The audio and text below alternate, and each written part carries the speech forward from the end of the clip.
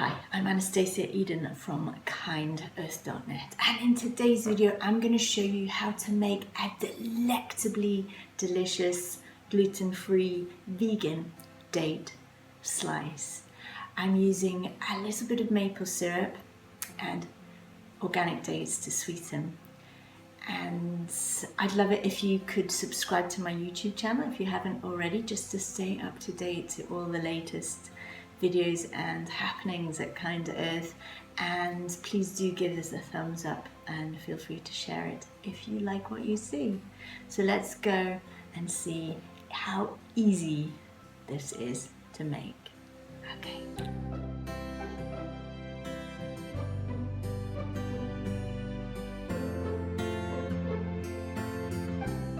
So the first thing I'm going to do is actually get a cup of, which is about 150 grams of chopped organic dates. You can use non-chopped dates as well, just weigh out 150 grams. And the thing about pre-chopped dates is they're sometimes actually a little bit cheaper, and they soak really quickly. So I really only need to soak them in water for about 10 minutes. Just to soften them a tiny bit before I can blend them or mash them.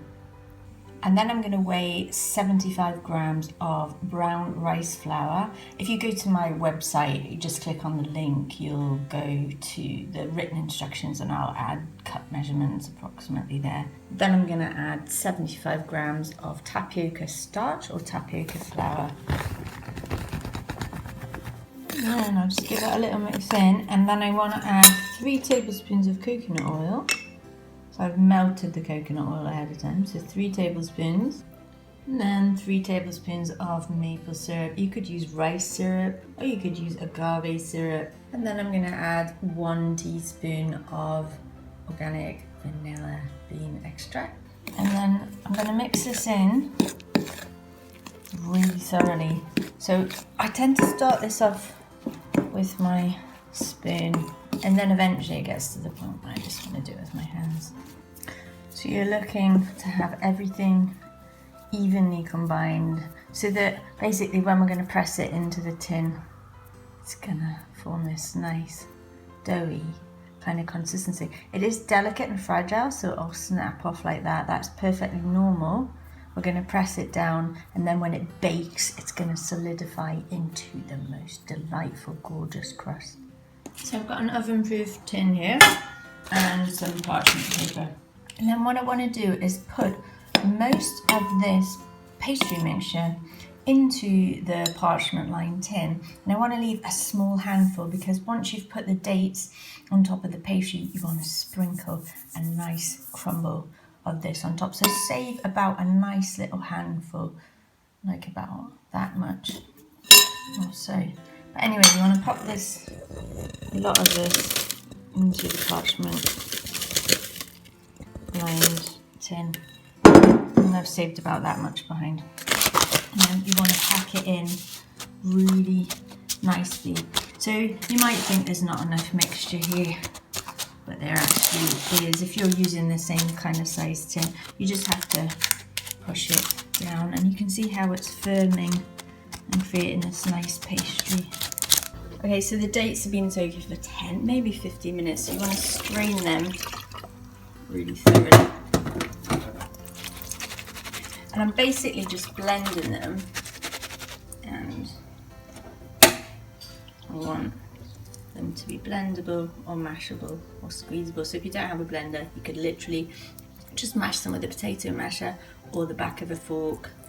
So I'm going to put them back in the jug and add about a teaspoon of vanilla extract, and then I'm going to blend them with a hand blender.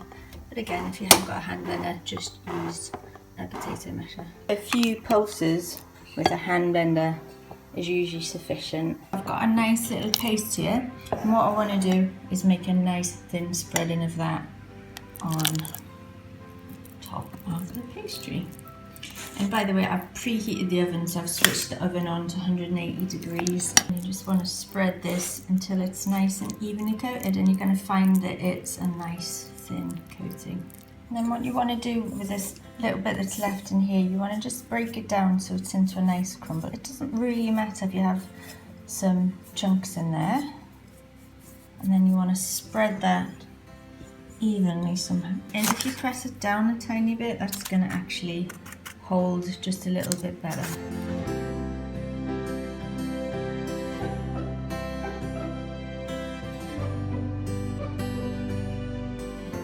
So there we go. It's been in there for about 25 minutes. I want to put it on a cooling rack and I want to let that cool down. So it's going to be quite fragile until it cools down. So I'm going to leave it in there. Let me see how, if you pull that out right now, it's going to break. When it cools, it is going to be solid. It is going to be sliceable.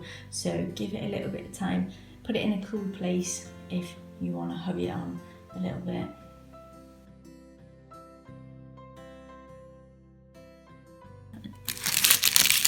And so you can see it holds together really, really nicely.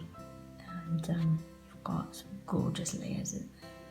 Thanks so much for tuning in. If you like what you see here, you will absolutely love my recipe books. I have printed recipe books and ebooks. You can visit my website, kindearth.net, for those. I'd love it if you could support this channel and support my website if you like what you see. And thanks for tuning in, and bye for now.